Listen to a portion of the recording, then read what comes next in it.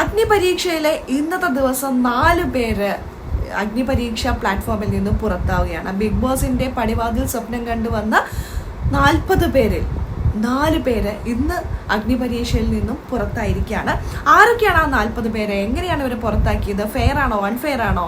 തീർച്ചയായിട്ടും അൺഫെയർ ആയിട്ടുള്ള എവിക്ഷൻ ആണോ എന്ന് ചോദിച്ചാൽ ചില രീതിയിൽ അൺഫെയർ ആണ്. ഈ ഒരു അഗ്നിപരീക്ഷ എന്ന് പറഞ്ഞ ഷോ ഒരുപാട് എക്സ്പെക്ടേഷനോട് കൂടിയിട്ടാണ് കണ്ടസ്റ്റൻസ് മാത്രമല്ല നമ്മൾ പ്രേക്ഷകരും ഏറ്റെടുത്തത്. പക്ഷേ രഞ്ജിനി ഹരിദാസിന്റെയും റിയാസ് പിന്നെ നമുക്ക് അത് എന്തൊക്കെയോ മണ്ടത്തരം കാണിക്കുന്നു എന്ന് പറഞ്ഞ് വിട്ടുകളിയാണ്. പക്ഷെ രഞ്ജിനി ഹരിദാസ് അങ്ങനെയല്ല, ഭയങ്കരമായിട്ട് മറ്റുള്ളവരെ ഹർട്ട് ചെയ്യുക എന്നുള്ളതാണ് മെയിനായിട്ട്. എന്തൊക്കെയാ പറയുന്നതെന്ന് പുള്ളിക്കാരിക്ക് തന്നെ ഒരു ബോധമില്ല. അങ്ങനെ 4 പേര് ബിഗ് ബോസ് വീടിന്റെ പടിവാതിൽ കാണാതെ പുറത്തായിരിക്കുകയാണ്.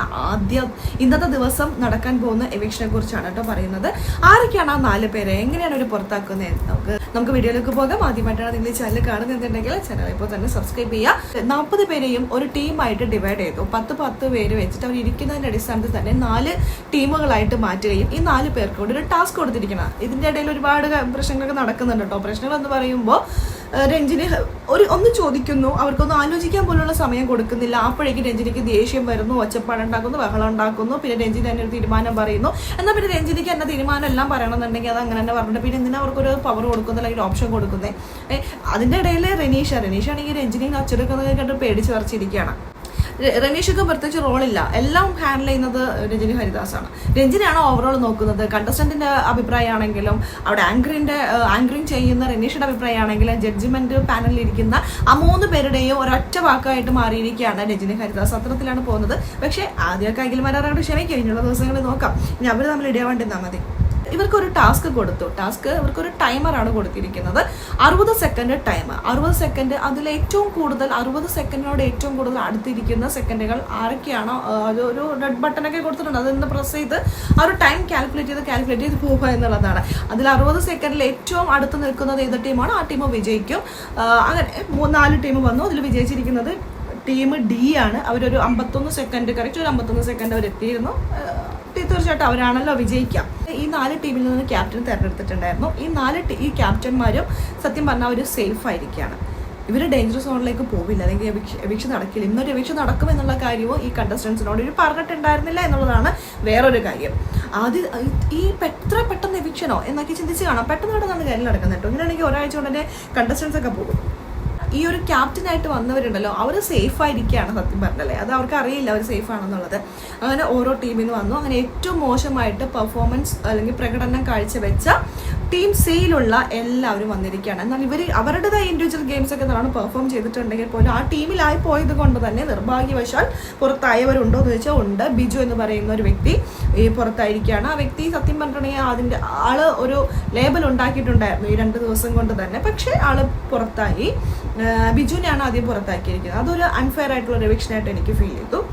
അതിലും ഒന്നും നമുക്ക് മുഖം പോലും ഓർമ്മയില്ലാത്ത അല്ലെങ്കിൽ പേര് പോലും ഓർമ്മയില്ലാത്ത വേറെ കണ്ടസ്റ്റൻസുകൾ ഉള്ളപ്പോൾ ബിജു പോയേണ്ടതല്ലായിരുന്നു. പക്ഷെ ആ ഒരു ടീമിലായതുകൊണ്ട് ആള് പുറത്തായി എന്ന് പറയുമ്പോൾ എത്ര നാളത്തെ സ്വപ്നമാണല്ലേ ഓരോരുത്തരുടെ. അതൊക്കെ പോയി. ഇതാണ് ബിഗ് ബോസ്.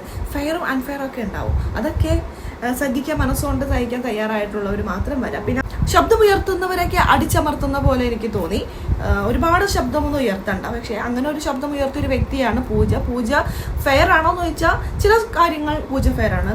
പൂജ ആരുടെയും ഗുഡ് സർട്ടിഫിക്കറ്റ് മേടിക്കാൻ വന്നതല്ല, അവിടെ കളിക്കാൻ വന്നതാണ് അല്ലേ. അപ്പോൾ പൂജ എടുക്കുന്ന ചില കാര്യങ്ങൾ എനിക്കിത് ഓക്കെ, എന്നാൽ ചില കാര്യങ്ങൾ അന്ന് ആക്സെപ്റ്റ് ചെയ്യാനൊന്നും പറ്റുന്നില്ല. പൂജ എങ്ങനെയാകുമെന്ന് നമുക്ക് വരുന്ന ദിവസങ്ങളിൽ അറിയാം. സത്യം പറഞ്ഞിട്ടുണ്ടെങ്കിൽ നല്ലൊരു കണ്ടസ്റ്റന്റ് ആണ് കേട്ടോ പൂജനെ ഒരുപാട് പേര് കുറ്റം പറയുന്നുണ്ട്, ഒരുപാട് റോസ്റ്റ് ചെയ്യുന്നുണ്ട്. പക്ഷേ എൻ്റെ ഒരു അഭിപ്രായത്തിൽ പൂജ നല്ലൊരു കണ്ടസ്റ്റന്റ് ആണ്. നിങ്ങൾ ആ പൂജയ്ക്ക് ഒരു സമയം കൊടുക്കും. ആളുടേതായ രീതിയിൽ ട്രാക്കിലേക്ക് വരട്ടെ, ടൈം കൊടുക്കും. അടുത്തത് ആരാധ്യ. 18 വയസ്സ് മാത്രമേ ആയുള്ള ചെറിയൊരു കുട്ടി. പക്ഷെ ആ കുട്ടിയുടെ ഒരുപാട് കാര്യങ്ങൾ ഇത്രയും വർഷത്തിലുള്ള ഒരുപാട് കാര്യങ്ങൾ ചെയ്തിട്ടുണ്ട്. ഒരുപാട് ഉയരങ്ങളിലേക്ക് എത്തിയിട്ടുണ്ട്. ഈ ഒരു അഗ്നിപരീക്ഷ പ്ലാറ്റ്ഫോമിൽ 1000ങ്ങളിൽ ഒരാളായി മാറിയതും വലിയൊരു കാര്യം തന്നെയാണ്. അടുത്തത് നിതിനാണ്. നിതിൻ എന്ന് പറഞ്ഞ വ്യക്തിയെ സത്യം പറഞ്ഞിട്ടുണ്ടെങ്കിൽ ആദ്യത്തെ ദിവസം കണ്ടല്ലാണ്ട് പിന്നെ പുള്ളിനെ കണ്ടിട്ടൊന്നുമില്ല. എവിടെയോ പതിഞ്ഞു മാറി നിൽക്കുന്ന ഒരു ക്യാരക്ടർ. ഇതൊക്കെ ബിഗ് ബോസ് വീടിനകത്ത് പോയാലും മറ്റൊരാളുടെ ചാൻസ് പോകുക എന്നല്ലാതെ വേറെ ഒന്നും ഉണ്ടാകാൻ പോകുന്നില്ല. തുടക്കം തന്നെ എവിക്റ്റ് ആക്കിയത് വളരെ നല്ല കാര്യമായിട്ട് തോന്നി. പിന്നെ റാഷ് ഔട്ടായി. ഞാനല്ല ഔട്ടാവേണ്ടിയിരുന്നു. ഈ ടീമിലായതുകൊണ്ട് മാത്രം ഞാൻ ഔട്ടായി പോയി. ഇത് അൺഫെയർ ആണെന്നുള്ളത് പുള്ളിയുടെ മുഖം പറയുന്നുണ്ടായിരുന്നു. പക്ഷേ അതുകൊണ്ട് മാത്രമല്ല ഈ 3 ദിവസത്തെ പെർഫോമൻസ് എല്ലാം കൂടെ കാൽക്കുലേറ്റ് ചെയ്തിട്ടാണ് റാഷിയെ പുറത്താക്കിയിരിക്കുന്നത്. അഫ്നിയെ പിടിച്ച് എവിക്ഷൻ്റെ ഈ ടീമിലേക്ക് ഇട്ടിട്ടുണ്ടായിരുന്നു. അതെന്തുകൊണ്ടാന്ന് വെച്ചാൽ ഈ ഒരു ടീമിൽ നിന്നുള്ള 10 പേരിൽ സി ടീമിലെ 10 പേരിൽ ക്യാപ്റ്റൻ ആയതിൻ്റെ പേരിൽ ക്യാപ്റ്റൻ രക്ഷപ്പെട്ടിട്ടുണ്ടായിരുന്നു. അപ്പോൾ ക്യാപ്റ്റൻ്റെ പകരം ഒരാളെ ഈ ടീമിലേക്ക് ഇടണം. അങ്ങനെ അഫ്നിയെയാണ് ആ ടീമിലേക്ക് ഇട്ടത്. അങ്ങനെ പെട്ടെന്നൊരു ദിവസം കൊണ്ട് തന്നെ അല്ലെങ്കിൽ പെട്ടെന്ന് 2-3 ദിവസത്തിനുള്ളിൽ തന്നെ 40 പേരിൽ നിന്ന് 36 പേരായിട്ട് അഗ്നിപരീക്ഷ കണ്ടസ്റ്റന്റ് ചുരുങ്ങിയിരിക്കുകയാണ്. 4 പേരാണ് പുറത്തായിരിക്കുന്നത്. ഇന്നത്തെ എപ്പിസോഡിൽ 4 പേര് അഗ്നിപരീക്ഷ വീട്ടിൽ നിന്നും അഗ്നിപരീക്ഷ ഷോയിൽ നിന്നും പുറത്താകും. ബിജു, ആരാധ്യ, നിതിൻ, റാഷ്. ഇനിയാണ് കളിയുടെ ചൂടങ്ങോട്ട് മാറാൻ പോകുന്നത്. അപ്പോൾ നാളെ മുതലുള്ള എപ്പിസോഡുകൾ എങ്ങനെയായിരിക്കും ആകാംക്ഷപൂർവ്വം ഞാൻ കാത്തിരിക്കുകയാണ്. നമുക്ക് ഒരുമിച്ച് കാത്തിരിക്കാം. എല്ലാം കാത്തിരുന്ന് തന്നെ കാണാം. കൂടുതൽ അപ്ഡേഷനായിട്ട് ഈ ചാനൽ ഇപ്പോൾ തന്നെ സബ്സ്ക്രൈബ് ചെയ്യാം. നമുക്ക് അടുത്തൊരു വീഡിയോ കാണാം. അതിലേക്ക് എല്ലാവർക്കും